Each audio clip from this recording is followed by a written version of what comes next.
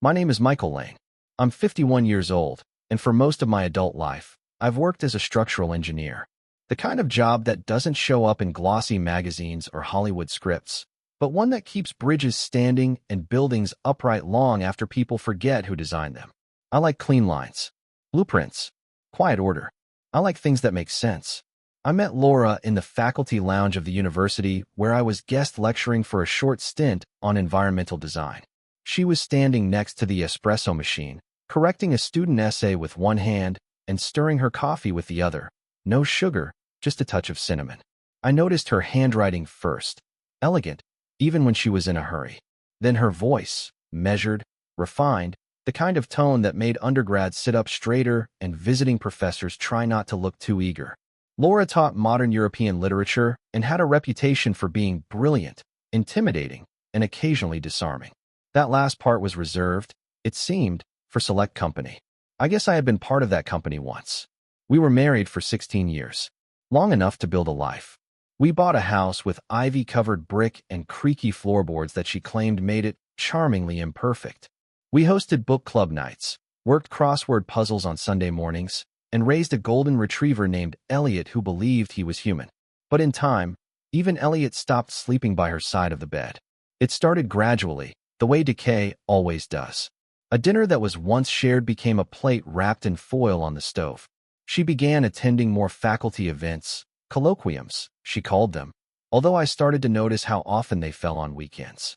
Her perfume changed from the subtle notes of jasmine I used to trace on her neck to something sharper, more assertive. I didn't say anything. You don't call a fire alarm over smoke from the toaster. Not right away. She kept her schedule full, but her gaze empty. We talked, yes, but the words seemed to pass through her like wind through trees. No resistance, no reaction. One night, I asked about her department's new building plans, thinking it might spark that old glint in her eye. She smiled faintly, then mentioned a remarkably bright student who'd been helping her reorganize the departmental archives. You'd like him, she said, swirling her wine without looking up from her glass. Very driven, very ambitious. I nodded, didn't press. But later that evening, as she took a call in the other room, voice low, language clipped, I heard the name again. Adrian. The way she said it, not casual, not maternal. Familiar. Familiar in a way that didn't belong in a faculty office or a lecture hall. I didn't accuse. I didn't confront. I just sat there, staring at the cooling tea in my mug, thinking to myself that bridges don't collapse all at once. They crack first. You don't live with someone for 16 years without learning their rhythms. Laura used to come home every day by 6:15, like clockwork.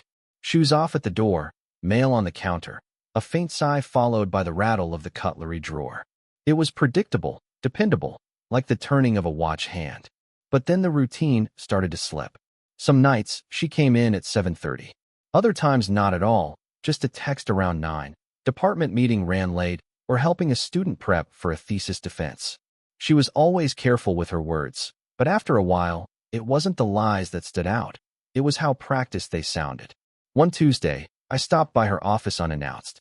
Thought I'd take her to lunch, something spontaneous for once. The door was locked. Lights off. A slip of paper on the corkboard read office hours, Tuesday and Thursday, November 1st. It was exactly 12:05. I waited 10 minutes, then walked back to my car. That same night, I watched from the front window as a black Mercedes coupe idled at the curb. The driver's side door popped open, and Laura stepped out, smiling. Not the kind of smile you give to a student struggling through Chaucer. This one was different, warmer, more natural, like she'd forgotten to fake it. The man behind the wheel couldn't have been older than 22. Sharp suit, designer sunglasses. The kind of kid who wore confidence like cologne. He revved the engine once before pulling away. When she walked through the door, I asked, casually, "Who was that?" She didn't flinch. "Adrian, one of my honors students. He's helping me digitize the department's archives. And he drives you home now." She shrugged, pouring herself a glass of wine. "It was on his way. Don't make this weird." I let it go, at least on the outside. But a strange thing happens when you know something's wrong but can't prove it. Your brain doesn't rest. It paces. She started, keeping her phone face down on the kitchen table. Notifications silenced. One night, I passed by the bathroom and saw her hunched over the sink. whispering into the receiver, the glow of the screen lighting her face. When she saw me in the mirror, she jumped, dropped the phone to the counter like it burned. "Can you not sneak up on me?" she snapped. "I live here," I said calmly. Her eyes narrowed. "You know, this paranoia of yours is exhausting." Interesting word, paranoia. "Michael," she said, voice flat. "If you're feeling insecure, that's not my fault." And that was that. She walked out of the room as if she'd just diagnosed me with a personality defect and expected me to thank her for the insight. I didn't argue. I just started taking notes. Nothing elaborate, just a cheap notebook from the grocery store tucked behind the file cabinet in my home office.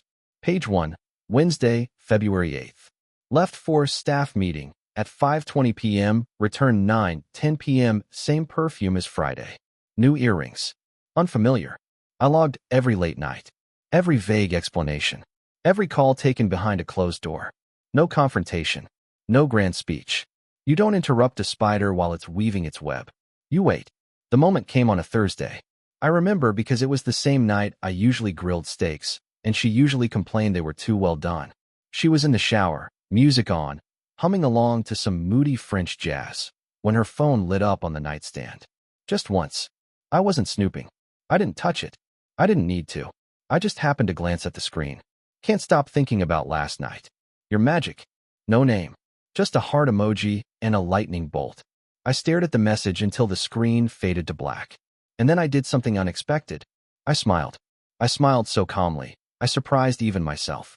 I stood there for another 10 seconds, let out a long breath, and walked to the kitchen to refill my glass of water. When she came downstairs in her robe, towel wrapped around her head, I asked her if she wanted tea. She said yes. The next morning, I started digging. Adrian. That was the name she'd dropped so casually, like a paperclip falling off her desk. I typed it into the university directory. Adrian Caswell, political science major, senior. A few clicks later, I found him on social media. Of course he had a public profile. Guys like that don't hide. They broadcast. There he was on a yacht in Monaco, shirtless and grinning, flanked by two women who looked like they belonged in catalogs. Another photo. Paris, holding a champagne flute in front of the Eiffel Tower. Caption, dinner with the ambassador. Boring. Then a post from just a week ago, him standing in front of an Audi R8, the same model I saw outside our house. New toy. Daddy's treat for not failing econ. I leaned back in my chair. Caswell. That name rang a bell. 2 more clicks, and there it was. Ambassador Richard Caswell, former Deputy Minister of Foreign Affairs, currently seated on 3 private boards, and now head of the Global Ethics Institute. Irony, apparently, wasn't dead. I stared at the photo of Adrian shaking hands with a visiting diplomat, his father beside him. Rich, well-connected, and arrogant enough to think the world owed him gratitude for existing. Then it hit me, not like a punch, but like an architectural blueprint snapping into place. Laura wasn't just cheating. She was climbing. Of course she was. This wasn't about love or lust, or even Adrian himself. He was a rung on a ladder, a means to an introduction, a gateway to someone with influence. And she had always loved influence more than intimacy. It made sense now. The new wardrobe, the networking galas, the subtle digs at my small-scale career. It wasn't just about betrayal. It was about ambition. She didn't fall. She calculated. I sat back, closed the laptop, and smiled again, quietly this time. She thought she was 10 steps ahead. But the thing about engineers, we plan for collapse long before anyone sees the cracks. The next morning, I created a folder on my external drive. I labeled it Q2 Proposals, boring enough to ignore, official enough not to arouse suspicion. Inside it, I began placing files. Encrypted screenshots, backed up phone logs, notes from my journal. I kept a printed copy of our prenup folded between pages of an old engineering manual on my shelf. Just in case. My office became a quiet command center. I ordered 2 voice recorders, small, cheap, no blinking lights. One went under the couch in the living room, tucked between the cushions where she liked to take calls while sipping her wine. The other, I slipped behind a row of dusty books in her home study, right next to Proust and the Politics of Memory. Fitting. I didn't check them daily. That would have been desperate. I waited. Let them gather dust and data. On a Tuesday evening, I got a hit. She was on the phone in her study, pacing like she did when she was calculating her phrasing. Her voice came in clear through the playback. He's almost there. The old man thinks I'm brilliant, and Adrian keeps pushing me like I asked. We might get invited to the foundation gala next month. That's where it happens. That's where the doors open. A pause. No, I'm not worried. He still thinks I'm babysitting a lovesick undergrad. Let him. My hand tightened on the recorder. I rewound it. Played it again. Same words. Same calm, surgical tone. She wasn't whispering sweet nothings. She was arranging chess pieces. She wasn't cheating for romance. She was leveraging a student's infatuation to climb into the orbit of his father. The old man, she called him. Not Richard. Not even ambassador. Just the old man. The student was a passcode. A stepping stone. Disposable. I almost felt sorry for the kid. Almost. I added the clip to the folder. Duplicated the file to a second drive. Then uploaded it to cloud storage under a misleading name, drywall_invoice_v2.mp3. I wasn't just documenting anymore. I was archiving. Preparing. She thought I'd crumble. She thought I'd do what men in her novels do, rage, retreat, maybe drink too much and embarrass myself with an ill-timed emotional outburst. But I wasn't one of her characters. I was the editor, and I had just started redlining her story. I didn't want revenge. Not yet. I wanted clarity. Proof. Structure. Something I could lay out on a table like blueprints. Something no one could argue with. No confrontation. No confrontation until the walls were sealed and the foundation was set. And then? Then I'd invite the university to take a long, hard look at one of their most celebrated faculty members. For the next few weeks, I became the man she thought I used to be. The good husband. I brought home lilies, her favorite, arranged in a glass vase before she returned from her so-called working group. I grilled salmon just the way she liked, with a honey glaze and a twist of orange. I asked about her day, nodded politely at her vague answers, and even massaged her shoulders once when she claimed her seminar left her drained. She responded with smiles and a kind of lazy affection, like a politician shaking hands at a town hall. She thought she had me wrapped up, tamed, compliant, maybe even pitiful. That's what gave her confidence. That's what made her sloppy. One Friday, after she left for a planning retreat, I checked the device in her study. I hadn't pulled anything from it in a week. It was almost full. She'd been talking a lot lately. I scanned through the timestamps. Most were unremarkable conversations about grant proposals, a few late-night chats I didn't recognize. But one file, labeled simply Thursday_11_23, stood out. Nearly 42 minutes long. I slipped in my earbuds and hit play. Her voice, breathy, soft, but not romantic. Calculating. He wants to take me to Madrid for the winter term. Can you believe that? I told him we had to be discreet for now. His father's almost convinced to give us a fellowship slot. Then came Adrian's voice, boyish, overeager. You'll come though, right? Madrid would be amazing. I'll take care of everything. I told my dad you're the smartest person I've ever met. He said he wants to meet you one-on-one next week. She purred. Keep playing nice, darling. That's the job, remember? A pause. Shuffling fabric. You still have that paper I wrote for you? He asked, chuckling. The one I gave you a B+ on, she laughed. Don't be silly. I don't keep records of foreplay. I paused the audio. Let the words settle. Not just an affair. Not just ambition. This was a transaction. A lecturer using grades and charm as currency, exchanging academic favors for proximity to power. My wife, who once lectured on ethics and postmodern literature, had become a walking contradiction with a university ID badge. I copied the file, encrypted it, labeled it lecture_evidence_3.mp3, and moved it to the growing catalog of decay. Later that night, while she was in the shower, I accessed her faculty email from the laptop she'd left on the kitchen table. She still used the same 3 passwords, rotating them like tires. I typed, waited. Inbox open. I scanned the folders. Buried in professional correspondence was a thread that stopped me cold. Subject line, Meridian Global Fellowship Referral, A. Caswell. Inside were drafts of letters she'd written, subtly padded with praise. Exceptional intellect, she wrote. Rare potential. The kind of language designed to impress a committee, not reflect the truth. And most damning, a casual mention of having worked closely with the student in and out of classroom contexts. I took screenshots. Every page. Every email. Then I archived the entire thread and uploaded it to the cloud. She thought I was folding napkins and grilling salmon. What I was really doing was gathering structural integrity for the blow that was coming. She still kissed my cheek before bed that night. And I smiled. Because now it wasn't just betrayal. It was professional misconduct. And I had it in writing. By now, I knew more about Adrian Caswell than most of his professors. But it was time to study the real power player, the man at the top of the ladder my wife was so desperate to climb. Ambassador Richard Caswell. Retired diplomat. Head of a handful of international ethics committees and advisor emeritus to 3 major think tanks. Publicly, he was the kind of man who used phrases like global stewardship and signed emails with quotes from Marcus Aurelius.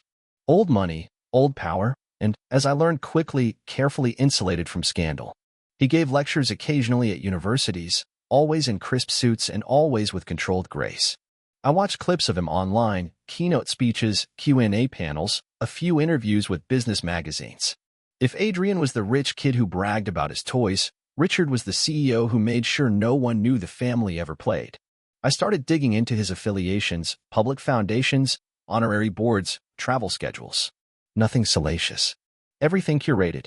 But something didn't sit right. On a hunch, I reached out through a university contact form for the Global Ethics Institute, using a pseudonym. Claimed I was doing a student research paper on diplomatic influence and asked if Ambassador Caswell ever reviewed candidates personally for fellowship selections. 3 days later, I got a polite reply from his secretary. The ambassador is not involved in day-to-day academic referrals or student appointments. Those matters are handled by the university's committee independently. That's when it clicked. He didn't know.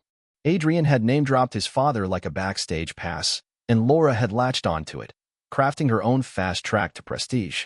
She had been sending praises and proposals to advisory boards under the assumption that eventually Adrian's father would open the door. But the ambassador? He wasn't holding the door. He hadn't even been told there was a guest waiting outside. That changed everything. I didn't need to ruin him. I needed to wake him up. So I did what any careful man does when the truth needs to find a voice louder than his own. I contacted someone who knew how to listen. A friend of mine, journalist by trade, troublemaker by nature. We hadn't spoken in 2 years, but I knew he still owed me a favor from the time I helped him design a water filtration prototype for his humanitarian piece in Bangladesh. I reached out anonymously. New email address. Burner phone.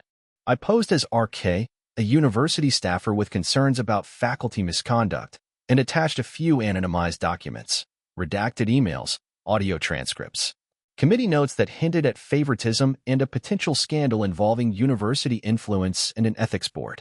I didn't spoon-feed him the story, just scattered breadcrumbs in a straight line. Told him more could be coming if he was smart enough to follow the trail. He replied 2 hours later. This stinks of something big. I'm listening. Keep talking. I smiled. Good. Now I just needed a stage. The university's annual academic conference was 2 weeks away. Panels, faculty awards, keynote speeches, the whole ivory tower parade. Laura had a slot on a panel about ethical storytelling in education. Ironic, really. I confirmed that attendance would include donors, trustees, and external partners, including representatives from Caswell's own institute. Perfect. I reserved a guest pass. Quietly. Under my real name. But I wouldn't be sitting in the audience. No, I'd be standing just off stage, queuing up a presentation of my own. Laura was glowing. It was the kind of glow you can't buy, fake, or bottle. Not the glow of love. The glow of conquest. For days, she floated through the house like a monarch inspecting the estate, light touches to the hallway mirror, a distant hum while curling her hair, late-night whispers on the phone that ended in "it's all coming together." She wasn't talking to me anymore. Not really. She was performing for an audience I couldn't see. I asked her, casually, what her panel would cover. She lit up. We're discussing ethical narratives, how the way we frame ideas changes how students receive them. Ambassador Caswell might attend. Adrian's trying to arrange a moment for me to introduce myself. This could open real doors. I nodded like a supportive husband. Sounds important. She smiled. It is. She had no idea that the trapdoor had already been installed beneath her heels. I was just waiting for the final screw. That came via an email I almost missed. Her laptop had been open in the living room carelessly, arrogantly. I wasn't looking for anything specific, but old habits, as they say. The draft folder. There it was. A message to a colleague on the Fellowship Review Board. I've been working closely with Adrian Caswell, Yes, that Caswell, and I believe our program would benefit greatly from his father's network. I'll speak more after the gala. But let's just say, progress is being made. She never sent it, but she wrote it from her university email. On university property. The kind of phrasing that doesn't just hint at favoritism, it practically signs a confession. I took a screenshot, added it to the archive. That night, I printed everything, condensed it into a clean, anonymous packet, labeled simply, concerning evidence, misuse of position, improper conduct, and institutional risk. I didn't use my name. I didn't need to. I hand-delivered it to the office of the university's dean, addressed only to the Office of Academic Integrity. No return address. Just the facts. 2 days later, I followed up with a brief call to the university's ethics board, voice disguised with a filter. I said I was a concerned faculty member, someone disturbed by what they'd seen and unwilling to be complicit. They said they would look into it immediately. Good. Let them look. Let them peer into the cracks she thought no one saw. Meanwhile, I booked my seat for the big show. Front row. Guest pass. Conference badge clipped to a plain blazer. Not as a man in mourning or a husband out for blood, but as a silent witness. Laura was preparing her speech on ethics, and I was preparing to let the walls fall around her. The university's annual conference was held in the Grand Lecture Hall, a glass-paneled structure meant to symbolize transparency, though no one in that room ever lived like they believed in it. Rows of velvet chairs. A stage lit just enough to make mediocre speakers feel important. Name tags, hushed networking, and the faint smell of catered ambition. I arrived early, blended in with the kind of calm you only develop after months of quietly watching your life get dragged through the dirt. I took my seat near the front, just left of center. From here, I had a clear view of the podium, the projection screen, and more importantly, every face in the room. Laura walked in wearing her professional armor, navy silk blouse, blazer too crisp for comfort, hair in a tight twist. She carried her laptop and flash drive like they were keys to a kingdom. Adrian trailed behind her, smug and oblivious, phone in hand, tapping away like the room had been built just to spotlight his existence. 10 minutes before her panel began, a tech assistant asked if anyone needed help setting up slides. Laura, efficient as ever, handed over her drive with a gracious smile. All set. Just play from the file labeled panel_ethics.ptx. The assistant nodded, plugged in the drive, queued it up, and returned to his seat. And then the lights dimmed, and the screen flickered, not to a title slide, but to a folder labeled Table. A moment of pause. Then the folder opened itself, as if summoned by divine intervention. Inside, dozens of files, MP3s, email screenshots, video stills. The first clip played. Laura's voice. Keep playing nice, darling. That's the job, remember? Then Adrian's laugh, followed by, you'll come to Madrid, right? I'll take care of everything. Another clip. Her again. His father's almost convinced. All I have to do is look brilliant. Then an email on screen. A real one. Sent from her university address, timestamp 2:43 a.m. Adrian Caswell's connection to Ambassador Caswell could open crucial doors for our department and external funding channels. I believe cultivating this relationship is worth the investment, personal or otherwise. Silence. Not the kind of silence you get from politeness. The kind that stretches so tight across a room you can hear blood pressure rise. Gasps. A muffled, "Oh my God," from somewhere in the back. I turned slightly to see who was watching. Students in the back row had their phones up, recording, screens glowing like fireflies. One faculty member dropped his pen. Another leaned forward, whispering to the department chair. Then the final nail. A photo, Laura and Adrian at a private dinner, his hand casually resting on her thigh under the table, her expression mid-laugh. Cropped from a student's Instagram post, tagged only #PowerCouple. The screen froze, and the room exhaled. Laura stood frozen. Her lips parted, but no words came out. Not even a protest. Adrian looked around like someone had just pulled a chair out from under him in a silent classroom. His smile was gone. The phone in his hand dropped into his lap. Then a stir near the rear doors, someone entering late. Tall, silver hair, tailored navy coat. Ambassador Richard Caswell. He looked confused at first, then sharply alert, his eyes locking on the screen. He studied the images for a full 5 seconds, then turned slowly toward his son. Adrian opened his mouth, but the ambassador didn't say a word. He just shook his head once. The kind of shake that ends conversations forever. Laura looked as if the stage beneath her had vanished. No voice, no exit line, no prepared statement. And me? I just sat there, still, calm, watching the house of cards flutter down in perfect silence. The fallout came fast. Faster than I expected, even. By Monday morning, the university issued a statement: regretful discovery of inappropriate faculty-student relations, zero tolerance for academic misconduct, pending review by the ethics board. The language was polished, of course, but the intent was clear. Laura's office was cleaned out by Thursday. Her name scrubbed from the staff directory by the weekend. No exit interview. No press release. Just vanished. The student newspaper ran the story under the headline, Ethics Panel Derails Over Ethics Scandal. Clever kids. Adrian Caswell didn't return for the spring semester. Word had it he was taking a leave for personal reasons. That's code 4. Dad swept it under the rug, and the rug got replaced with a new one flown in from Geneva. As for Ambassador Caswell, he released a carefully worded statement through his press team, clarifying that he had no prior knowledge of the interactions in question and was deeply disturbed by the abuse of academic influence. He announced he'd be stepping down from one of his advisory boards, Pure Optics, but effective.